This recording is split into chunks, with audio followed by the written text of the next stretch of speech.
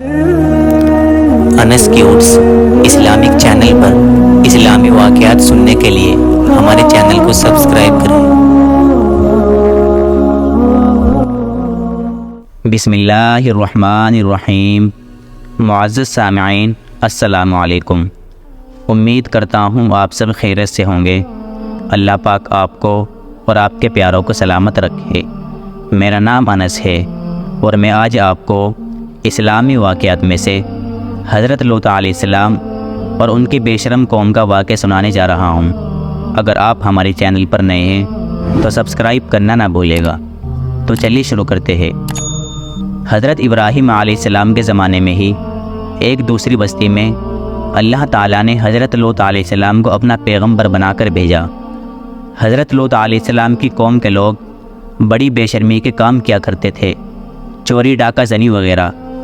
حضرت لوط علیہ السلام نے اپنی قوم کو بار بار سمجھایا کہ اے میری قوم، تم ایسی بے شرمی کا کام کیوں کرتے ہو جو تم سے پہلے دنیا میں کسی نے نہیں کیے؟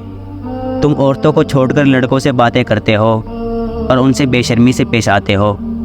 ان کی قوم والوں کو اور کوئی جواب نہیں آیا تو کہنے لگے کہ لوط اور اس کے گھر والوں کو اپنے گاؤں سے نکال دو، یہ بہت پاک بنتے ہیں۔ حضرت لوط علیہ السلام نے پھر بار بار سمجھایا کہ دیکھو، جو کچھ میں کہتا ہوں تمہاری ہی بھلائی کے لیے کہتا ہوں۔ میں تم سے یہ نہیں کہتا کہ جو کچھ میں تم کو نصیحت کرتا ہوں اس کے بدلے میں تم مجھے کچھ پیسے دو یا مزدوری دو، بلکہ اس کا بدلہ تو مجھے اللہ تعالیٰ ہی دیں گے۔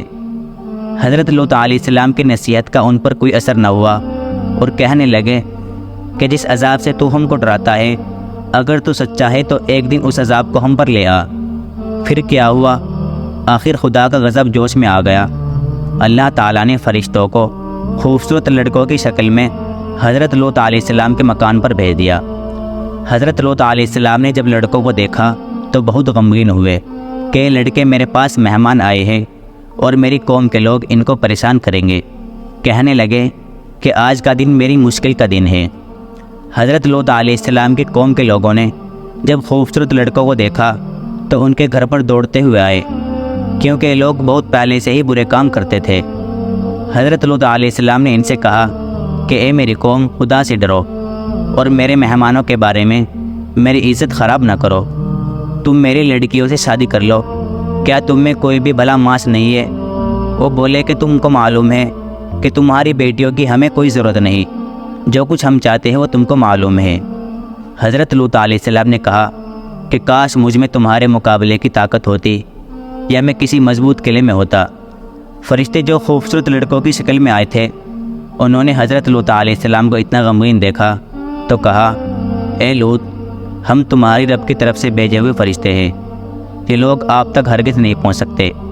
آپ رات کے اندھیرے میں اپنے گھر والوں کو لے کر اس بستی سے چل دے اور کوئی شخص پیچھے مڑ کر نہ دیکھے، مگر اپنی بیوی کو چھوڑ دینا، کیونکہ وہ کافر ہے، اور جو آفت اس بستی پر آنے والی ہے وہ اس پر بھی پڑے گی۔ اس بستی پر صبح کے قریب اللہ تعالیٰ کا عذاب نازل ہوگا۔ حضرت لوط علیہ السلام خدا کے حکم کے مطابق اپنی بیوی کو چھوڑ کر باقی سب لوگوں کو رات کو لے کر نکل گئے۔ صبح کے قریب اللہ تعالیٰ کا عذاب آیا اور اس بستی پر پتھر اور کنکریوں کی بارش شروع ہو گئی۔